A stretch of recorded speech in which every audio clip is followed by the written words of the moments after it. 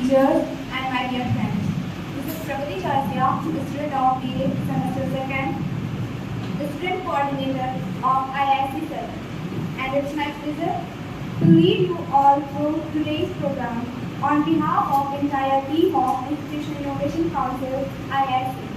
Now, let us take a moment to reflect on the purpose of the event. In the year 2018, the Ministry of Education launched the Institution Innovation Council IIC program in collaboration with AICTE Education Institution. The efforts of IIC Institute can be seen as impactful contribution towards making country's innovation and startups ecosystem more vibrant and dynamic. Major focus of IIC is A. To create a vibrant local innovation ecosystem. B. And pre-incubation of ideas. C. Startup supporting mechanism in cognitive ability among the students. जिसमें मनुष्य बुद्धि की अमूल्य रचनाएं शामिल है। बौद्धिक संपदा में पेटेंट, कॉपीराइट, ट्रेडमार्क और व्यापार चिन्ह शामिल हैं। उदाहरण के लिए कोई व्यक्ति अपनी बुद्धि का प्रयोग कर कोई आविष्कार करता है तो ये उसकी बौद्धिक संपदा है। इसी प्रकार कोई व्यक्ति गाना गाता है या कुछ लिखता है अथवा फिल्म की स्क्रिप्ट या कहानी लिखता है तो ये उसकी बौद्धिक संपदा मानी जाएगी। इस प्रकार की संपदा भौतिक संपदा की श्रेणी में नहीं आती।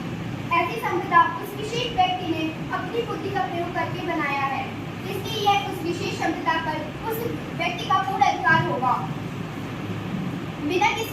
बिना उसकी अनुमति के उस बौद्धिक संपदा का उपयोग करना कानूनी अपराध होगा। विभिन्न प्रकार की बौद्धिक वस्तुओं के निर्माण को प्रोत्साहित Intellectual property rights. The word intellectual property right is organized, observed annually on April 26, the event of how patent, copyright, trademark and design impact on daily life and celebrate the creativity and the contribution made by creators and innovators to the development of economies and social across the globe. On April 26 was chosen as the date for World Intellectual Property Day because it coincides with the date on which the convention established. दूसरे वस्तु के विचार के निर्माण की व्यक्तिगत हितों की रक्षा इस प्रकार करता है कि निर्माता द्वारा निर्मित की गई वस्तुओं एवं समाज के विभिन्न व्यक्तियों के द्वारा उन वस्तुओं के उपयोग से संबंधित सूचनाओं में अधिकारों की भूमिका रखते हुए निर्माता को उसके निर्माण का श्रेय देते हुए विभिन्न तरीकों से प्रोत्साहित करें। भारत में बौद्धिक संपदा अधिकार के अपना पहला मामला वर्ष 1856 में प्रकाश में तब आया जब लॉर्ड सर्वेटे केनिंग ने अपना पेटेंट से स्थापना पर प्रस्तुत किया। बाद में उन्हें प्रदान किया गया पेटेंट भारत की बौद्धिक संपदा अधिकार के अंदर उसके अधिकारों का हनन होगा। इस स्थिति को लोग जानते हुए भी इसे सुधारात्मक कदम नहीं उठाते। बौद्धिक संपदा अधिकार मनुष्य अपनी बुद्धि से कई तरह के आविष्कार और नई रचनाओं को जन्म देता है और उन विशेष आविष्कारों का उसका पूरा अधिकार है, लेकिन उसके इस अधिकार का संरक्षण हमेशा से चिंता का विषय रहा है।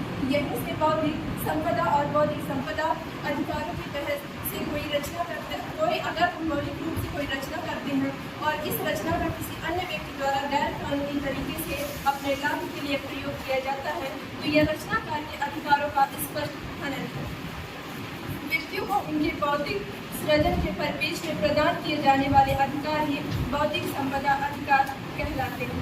वस्तुतः ऐसा समझा जाता है कि यदि कोई व्यक्ति किसी प्रकार का बौद्धिक सृजन और जैसे साहित्यिक कृति की रचना, शोध, आविष्कार आदि करता है तो सर्वप्रथम इस पर किसी व्यक्ति का अनन्य अधिकार होना चाहिए।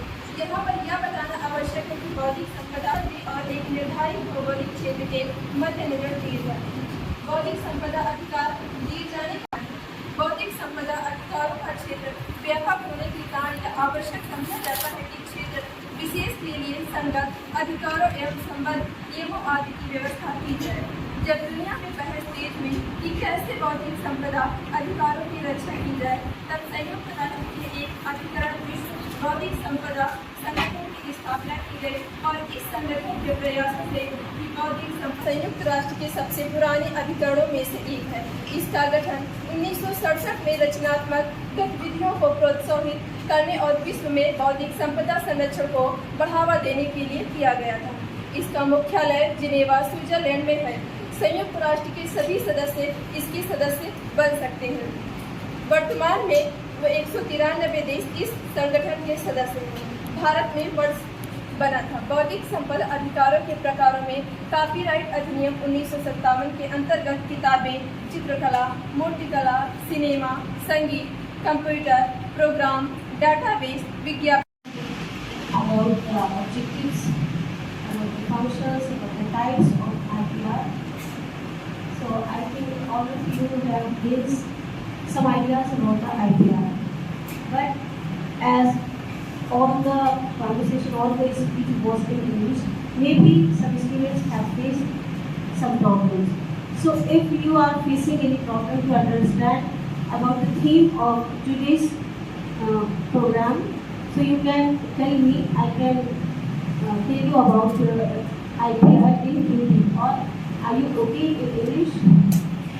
Please. तो आज हम यहाँ एकत्र हुए हैं इस कार्यक्रम को मनाने के लिए हुए World Intellectual Property Day. World Intellectual Property Organization है, जिसके बारे में भी आपको स्टूडेंट्स ने बताया। उसके मेंबर स्टेट्स ने ये डिसाइड किया कि इस प्रोग्राम को प्रमोट करने के लिए, प्रोग्रेसिव बनाने के लिए हम 26 अप्रैल को, जिस दिन इसका फर्स्ट कन्वेंशन हुआ था 26 अप्रैल 1970 में, तो 2000 में उन्होंने ये डिसाइड किया कि हम 26 अप्रैल को World Intellectual Property Day organize करेंगे, इसके प्रमोशन के लिए। इंटेलेक्चुअल प्रॉपर्टी की अगर हम बात करें, everything is related to your mind. जो भी आपके दिमाग में, आपके मस्तिष्क में है, वो आइडियाज जो आपके मस्तिष्क में जनरेट हो रहे हैं, उनको आप यूटिलाइज करें, उससे आप खुद भी इकोनॉमिकली इस्टेब्लिश हो सके, उसका फ़ायदा उठा सके, और जो आपका समुदाय है वो भी उसका फ़ायदा उठा सके।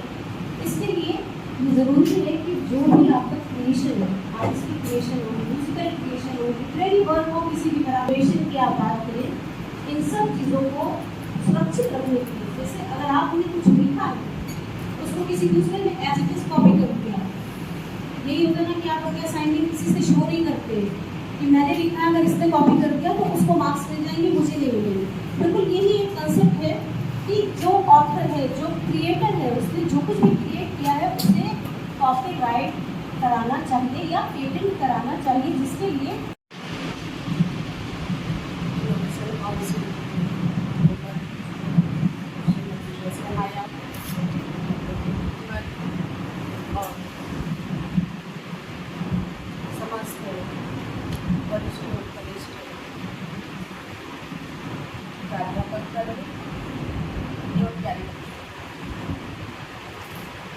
जैसा कि आपने अभी IIT गुजरात और IIT पर आपके विचार भी रखते और क्वेश्चन मैडम की किताबों को,